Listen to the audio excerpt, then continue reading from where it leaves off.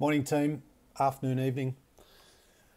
As you know, I'm fascinated with how we think, how we humans think, and how we process the world around us, and how we give things meaning, and how we consciously or not, intentionally or not, create our own experiences via the stories that we tell ourselves, the internal response to the external. So the inner dialogue about the external situations going on, circumstances, environment, happenings, events, people, conversations. But we're always, this thing that we do is we are constantly telling ourselves a story about what we think things around us mean.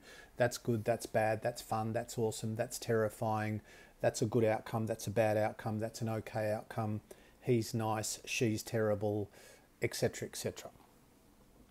And and what I'm always curious about is the difference between, three people in one room going through what seems to be the same experience, same situation, circumstance, environment, day, in the middle of the same event, and nobody's having the same experience. That is because they're all telling themselves a different story about what's going on. They believe the story, their body believes the story, nervous system, endocrine system, cardiovascular system, respiratory system believes the story, and then we have the physiological response. So one person is in a stress state, one person's in a curiosity state, and one person's in a boredom state, with all the accompanying physiology, because our mind largely dictates, or at the very least influences, physiological function all the time.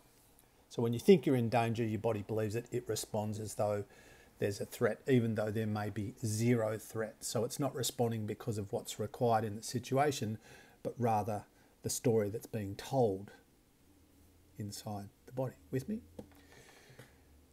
And I'm always aware and fascinated with and curious about my life, in that I grew up in a certain environment with certain parents in a certain place, and went to a certain school and had certain friends and certain influences and certain ideological thinking placed on me, and theories about life and God and religion and food and marriage and education and success and failure and standards and values. And so just like you, from the moment I could think and rationalize and understand, I was being programmed. And I was being programmed not necessarily, in fact, for the most part, not consciously by anybody, but I was just being programmed unconsciously in the middle of my life.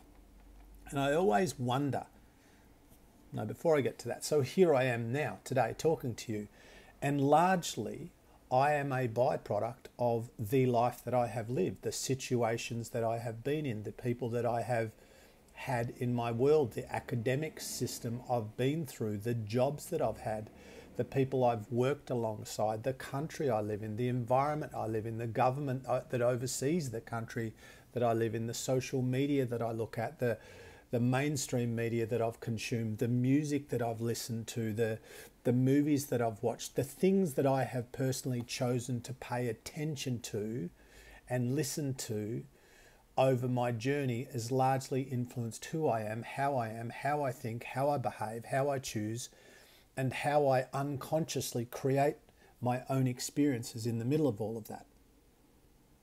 And I'm fascinated to think about, what if I had grown up, what if Craig Harper, same potential, same brain, same physiology, same genetics, same person, what if instead of being born in Ballarat all of those 400 years ago, I was born somewhere else, in a different country maybe? Same dude, different country, different culture, different parents, different experiences, different path, different journey. I would literally be a different person. I would be in the same body, but where I live is not who I am. My body is not my identity. I would be a different person. Or at the very least, I'd have a totally different outlook, because I would have had totally different experiences. And then that brings me to the next thing, which is, does the way I see the world, or is the way I see the world optimal? Or is it just the way that I see the world? Is my self-talk the best talk? Are my stories real, or are they bullshit? What kind of experiences am I creating?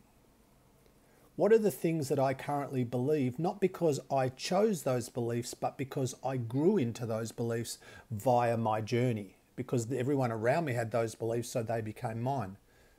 Well, they're not really mine, they've just been adopted from others. So, well, they're kind of mine, but they're nothing I ever really made a choice about or decision about. And so much of where I am now has just been an unconscious byproduct of the journey.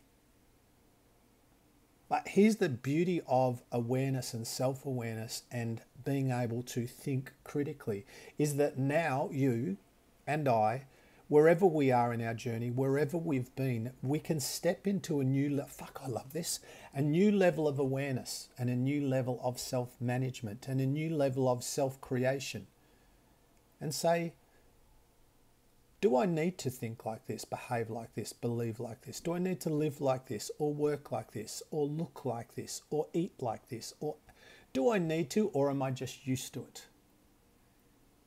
Is there a, what, how might I think or do or see or be or create or thrive or survive or live if I had grown up in a different life? And this is not to say your life is good or bad or there's something else would have been better or worse. It's to say that this is stepping in just into self-awareness and to acknowledgement of the fact that I just am how I am because of where I've been. What if there's a better way to think? What if there's a better way to understand the world around me, to process the world around me, to do conversations, to do relationships, to do work, to do life, to do food? What if my thinking is the problem? What if my standards are the problem? What if my hardwired, non-negotiable, fuck off if you don't think like me beliefs, what if that's the actual problem? What if I don't need to be right?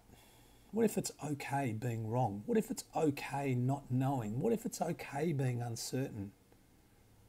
And what if it's okay not agreeing or aligning with people that you love? People that you love, they think A and I think B, and it's okay. I still love them. And if they don't love me because I don't think like them, that's their issue, not mine. I'm going to love them back anyway. I want to encourage you. I want to encourage you to think about who you might be, what you might do, and how you might be if you'd been born into a different situation and had a different journey, a different path.